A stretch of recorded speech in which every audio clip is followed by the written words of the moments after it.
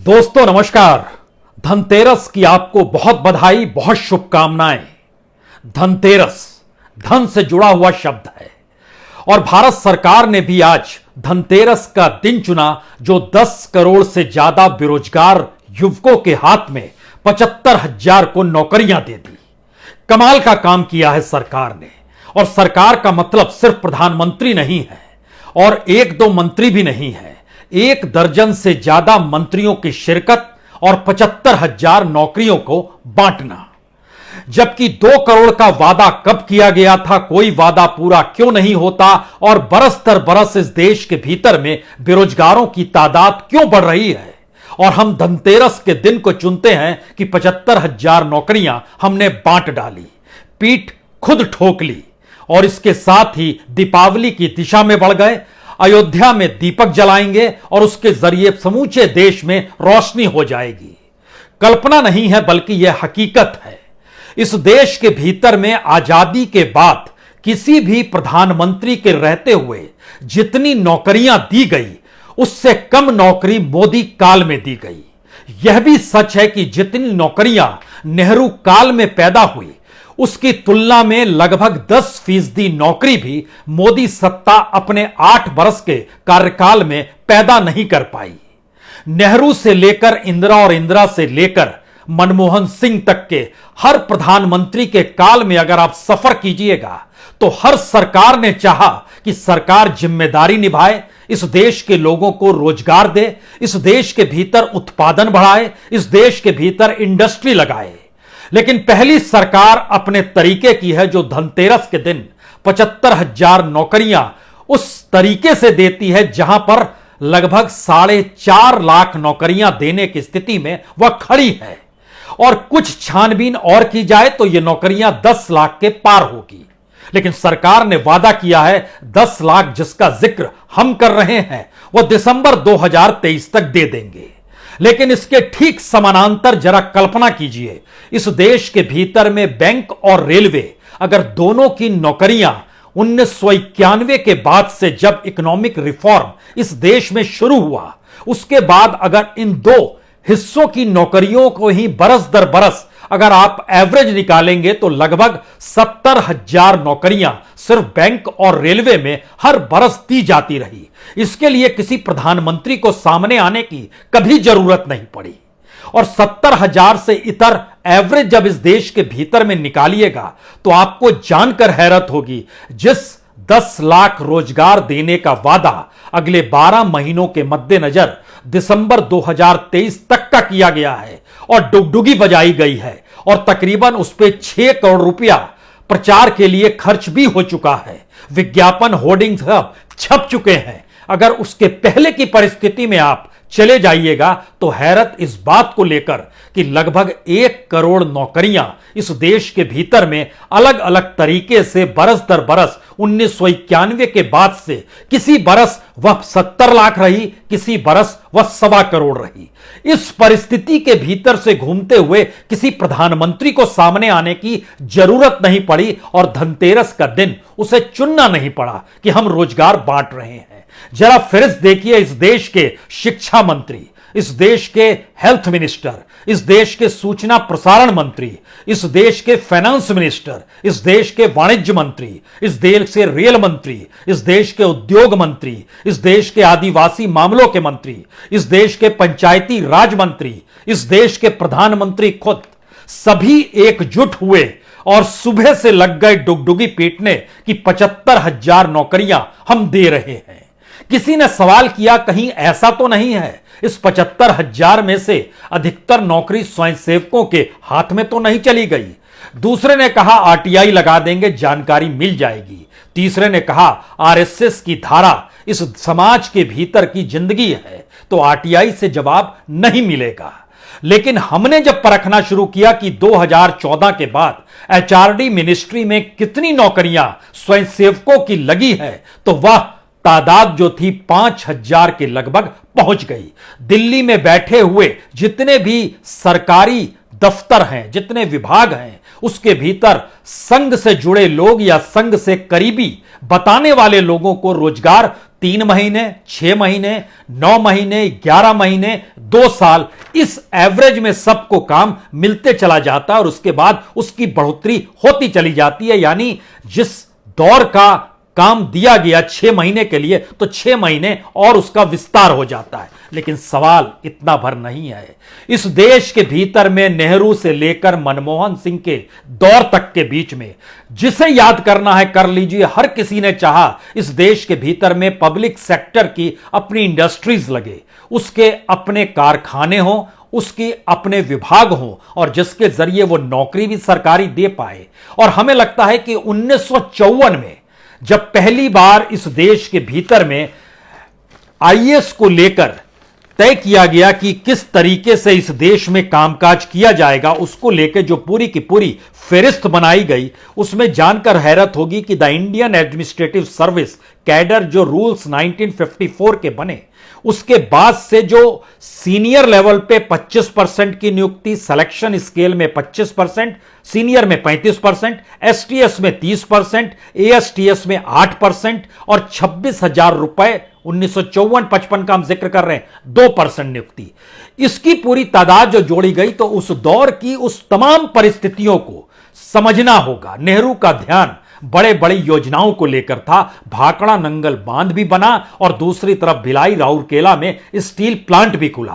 Power और steel को लेकर इस देश के भीतर में उनके कार्यकाल में 5 बरस के भीतर जो नौकरियां मिली, उसकी संख्या लगभग 1,20,00,000 थी। यह इस देश के उस दौर का सच है। इस दौर के सच और उस दौर के सच के बीच खड़े होकर राजनीति करने से काम नहीं चलेगा। इस नौटंकी को इसलिए छोड़ना होगा क्योंकि जब आप उस पीरियड में चले जाते हैं तो किसी भी कर्मचारी की सामाजिक सुरक्षा को लेकर चिंता कैसे व्यक्त की गई और कैसे कागज पर क्रिएट की गई, इसका काम प्लानिंग कमीशन ने किया।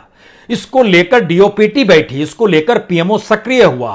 पीरियड का डिपोटेशन क्या होगा, पे स्केल कितना होगा, डिपोटेशन के अलाउंसेस कितने होंगे, डियरनेस अलाउंस कितना होगा, सिटी कंपनसेंट्री अलाउंस कितना होगा, हाउस रेंट अलाउंस कितना होगा, टीएडीए कितना मिलेगा, मेडिकल फैसिलिटी कितनी मिलेगी, लीव और पेंशन क्या होगा, पीएफ कितना कटेगा, ग्रुप इंश्योरेंस क्या होगा। आज हम इस बात का जिक्र सिर्फ इसलिए कर रहे हैं कि 70 बरस पहले इस देश के भीतर में लोगों की सामाजिक और जिंदगी जीने की सुरक्षा पर ध्यान था।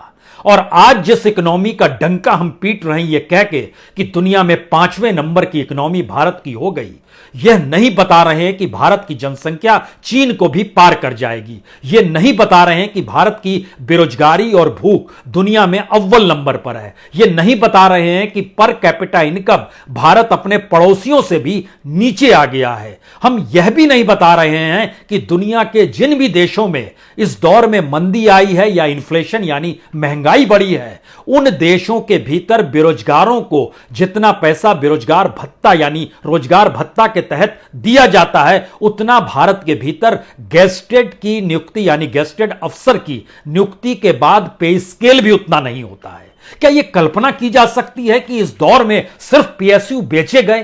क्या यह कल्पना की जा सकती है कि इस दौर में सिर्फ बैंकों का मर्जर हुआ? और क्या यह कल्पना की जा सकती है कि 24 घंटे पहले इस देश की फाइनेंस मिनिस्टर कह रही है कि अब हम प्राइवेटाइजेशन की दिशा में बैंकों को लेकर बढ़ चुके हैं?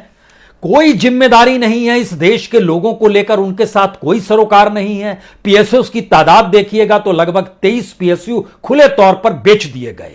इस दौर में 30 ऐसे थे सरकारी हक के भीतर काम करने वाली संस्थाएं जो कि निजी हाथों में मोनेटाइज करके दे दी गई। इस देश के भीतर में जो इंडस्ट्रीज काम कर रही थी, जिसका सरकार से तालमेल था और उसमें काम करने वाले लोगों की संख्या लगभग 18 लाख के लगभग थी, वह भी कम होते होते होते होते 3 लाख पर आकर टिक गई। और इस दौर में रोजगार देना दूर, रोजगार कम होता चला गया। और हम धनतेरस का दिन चुनते हैं यह कहने के लिए कि हम 75,000 नौकरियां बांट रहे हैं और दर्जन मन मंत्री 3 दिन से इस पे लगे हुए हैं कि दरअसल ये नौकरी बंट रही है। कितनी बड़ी सफलता या कितनी बड़ी असफलता के बीच भारतीय समाज और भारतीय युवाओं की जिंदगी झूल रही है, यह समझने के लिए हमें लगता है 2-3 बातें और समझ लीजिए। जिन्हें नौकरी दी गई वह कौन है, किस स्तर पे हैं, वो ग्रेड सी के हैं, ग्रेड ए के हैं, ग्रेड बी के हैं। जरा देखिए जिनको नौकरी दी गई, सेंट्रल फोर्स में नियुक्तियों के कुछ पत्र, सब इंस्पेक्टर के कुछ पत्र, कांस्टेबल के कुछ पत्र, लोअर डिवीजन क्लर्क के कुछ पत्र, स्टेनो के कुछ पत्र, पर्सनल असिस्टेंट के कुछ पत्र, और इसके अलावे दो, एक इनकम टैक्स इंस्पेक्टर जो सबसे कम पोस्ट, और मल्टीटास्किंग स्टाफ जो सबसे कम पोस्ट।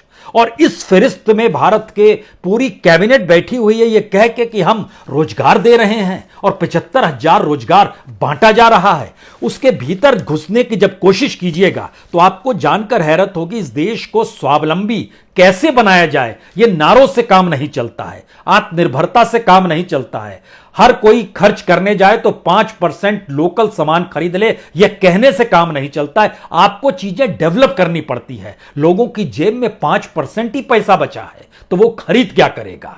और इस प्रक्रिया के भीतर हम इस बात का जिक्र कर रहे हैं कि नेहरू काल के बाद MS स्वामीनाथन का ग्रीन रेवोल्यूशन करना, वर्गीज का व्हाइट रेवोल्यूशन करना, और इस प्रक्रिया के साथ बैंकों का राष्ट्रीयकरण, खनिज संपदा का राष्ट्रीयकरण, सरकार का जिम्मेदारी लेना और खुले तौर पर यह कहना कि प्राइवेट हाथों के जरिए इस देश के लोगों को हम एक्सप्लॉइट नहीं होने देंगे। लेकिन मौजूदा वक्त में सरकार ने मान लिया कि दरअसल सरकार ही एक्सप्लॉइट होती है। अगर पब्लिक सेक्टर काम कर रहा है, सरकारी कर्मचारियों की मौजूदगी है, ज्यादा बेहतर काम तो प्राइवेट सेक्टर में होता है। इसका असर क्या हुआ?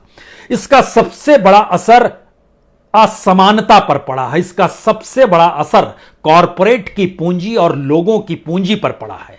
इसका सबसे बड़ा असर इस देश में गरीबों की बढ़ती तादाद को लेकर पड़ा है। इसका सबसे बड़ा असर इस देश में एक तरफ 100 करोड़ लोग और दूसरी तरफ 30 और 40 करोड़ लोगों की संख्या के बीच झूलता हुआ भारत है। शायद इसीलिए 80 करोड़ को 5 किलो अनाज देकर आप अपनी पीठ ठोक नहीं सकते हैं। यह देश की विवशता है और देश की मजबूरी है कि उसके पास 2 जून की रोटी के अलावे कोई तीसरा रास्ता बच ही नहीं पा रहा है। अब इन परिस्थिति के भीतर भारत की दशा दिशा, अगर 75,000 नौकरी आज धनतेरस के दिन और दिसंबर 2023 तक 10 लाख नौकरियों का जिक्र, तो आइए जरा इस खांचे में घूम लीजिए। यह वादा भी पूरा हो नहीं पाएगा। यह बात हम आपसे क्यों कह रहे हैं, सिर्फ इस बात को समझ लीजिए कि 5 बरस के भीतर 2016 से 2020 के भीतर यूपीएससी ने जो नौकरियां दी वो सिर्फ 25,267 नौकरी दी। जो स्टाफ सिलेक्शन कमेटी है उसने 5 बरस के भीतर 2016 से 2020 के भीतर नौकरी दी तो 2,14,601 नौकरियां दी।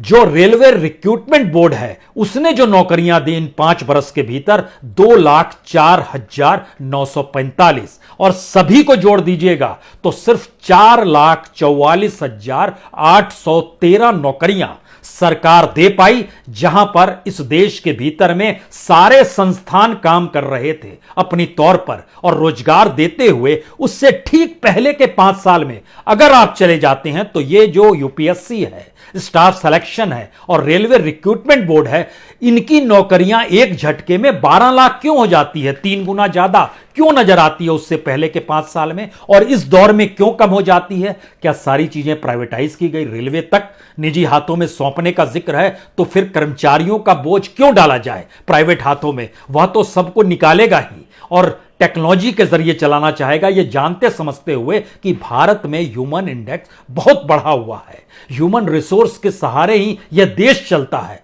लेकिन नहीं, अब इस प्रक्रिया के भीतर जब आप आएंगे तो आप कल्पना कीजिए जो खाली पदों की संख्या थी इस दौर में इतनी बढ़ गई। अगर 2014 भी सरकार कहती है ना मनमोहन सिंह के दौर से हमारे पीठ पर बहुत बड़ा बोझ टांग दिया गया है, तो आपके सामने एक नई स्थिति रखते हैं। इस देश के भीतर में 2014 तक 4,21,658 पद खाली पड़े थे। आप उनमें से किसी को नौकरी मत दीजिए, कहिए कि वो मनमोहन सिंह के दौर और कांग्रेस के दौर का था और अतीत की सरकारों का था। उसके बाद से जितने पद रिक्त हो गए और जितनी तादाद रिक्त हो गई, जानकर हैरत में पड़ जाइएगा कि अगर 2014 में 4,21,658 पद रिक्त थे तो 2021 में 9,79,327 पद खाली, यानी लगभग 5,60,000 पद इस दौर में और खाली हो गए। और ये आप 75,000 की नौकरियों का जिक्र करते हैं और 10 लाख का जिक्र करते हैं और पुरानी सारी रिक्त पदों को लेकर आप करते हैं। हमने यह भी एनालिसिस करवाया कि दरअसल यह सरकार वाकई 10 लाख नौकरी भी दे पाने की स्थिति में है या नहीं है। आपको जानकर हैरत होगी कि इस देश के भीतर में जो वेतन और पेंशन है, सरकार के हाथ पांव फूले हुए हैं। सरकार हर जगह कह रही है नहीं, ये दे पाने की स्थिति में नहीं है। अब जो नियुक्तियां होंगी उसमें कोई भी प्रोविडेंट फंड का पैसा नहीं कटेगा, उसमें कोई सिक्योरिटी आपको नहीं दी जाएगी, और कटेगा तो वह सिर्फ उस टाइम पीरियड का कटेगा जैसे डिफेंस के भीतर अग्निवीरों को खोजा गया, ठीक उसी तरीके से हर डिपार्टमेंट में 11 महीने की नौकरी दे दीजिए। और भला टालिए 2024 में चुनाव भी है, उसी के मद्देनजर हम इतना पैसा भर दे पाएंगे, उसके बाद दे पाने की स्थिति में नहीं आएंगे। तो 2023 तक, दिसंबर तक जिनकी नौकरियां लगेगी उसकी मियाद 2024 के दिसंबर आते आते खत्म हो चली होगी। सरकार इस दौर में किस कंगाली के साथ जहती रही। हर इलेक्शन ईयर के दौर में हम आपको एक चीज और बताएं, 2017-18 में इस देश के भीतर रिक्त पदों की संख्या 6,83,000 थी। लेकिन जो चुनाव में सरकार कूदी और हर चीज चाहती थी कि बीजेपी और सत्ताधारी पार्टी का वो उठाए रहे झंडा, लगाते रहे नारा, हम पैसा बांटते रहेंगे, उस परिस्थिति में 6,83,000 से चुनाव खत्म होते होते संख्या बढ़कर 9,10,000 हो गई। कोई फिक्र नहीं है इस बात को लेकर कि हम रास्ता कैसे निकालेंगे।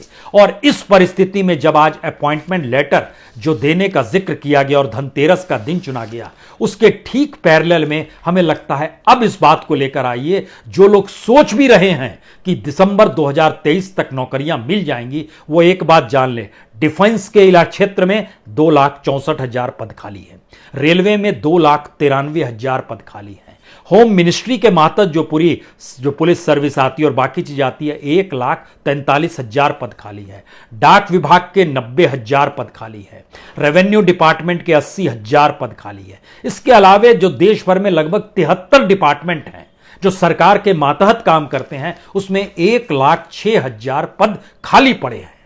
सवाल इतना ही भर नहीं है, सवाल यह है कि इस दौर में पुलिस फोर्स को ही देख लीजिए, वहां भी सरकार के हाथ पांव फूले हुए हैं, क्योंकि जो पुलिस फोर्स के भीतर काम कर रहे हैं उनके अलाउंस को बढ़ाने की स्थिति में सरकार नहीं आ रही है। उन्हें जो जुराबें मिलती हैं, जो जूते मिलते हैं, जो यूनिफॉर्म होती है, जो मेस का खाना होता है, जो सुविधाएं मिलती हैं, वह भी कट करने की स्थिति में है। और बीएसएफ के भीतर 30,000 पद खाली, सीआरपीएफ के भीतर 28,000 पद खाली, सीआईएसएफ में 24,000 पद खाली, एसएसबी में 19,000 पद खाली, असम राइफल्स में 8,500 पद खाली, 3,325 पद आईटीबीपी में खाली हैं, एनएसजी के भीतर लगभग 1,500 पद खाली हैं। हमारे पास कोई ऐसा सिस्टम नहीं है जो इस सरकार को बता पाए या सरकार से पूछ पाए कि दरअसल किसी भी जगह पर चुनाव जब होते हैं, उस जगह पर अगर किसी उम्मीदवार की मौत आकस्मिक हो जाती है तो पूरा चुनाव आयोग उसमें लग जाता है, पूरी सरकार लग जाती है कि किस कैंडिडेट को खड़ा करना है, कैसे, उसको उपचुनाव कहते हैं। और जब राज्य की मियाद पूरी होती है तो पूरा देश लग जाता है कि वहां चुनाव कराना है। और वैकेंसीज जो है, गुजरात की वैकेंसी निकल चुकी है, निकलने वाली है कि अब वहां पर किस दिन वोटिंग होगी, हिमाचल की निकल चुकी है। पॉलिटिकल वे में जो सिस्टम काम हमारा एमएलएज और एमपीज को भरने का होता है, ठीक वही सिस्टम इस देश के भीतर में जो सैंक्शन पोस्ट है उसको लेकर क्यों नहीं होता है, पहला सवाल।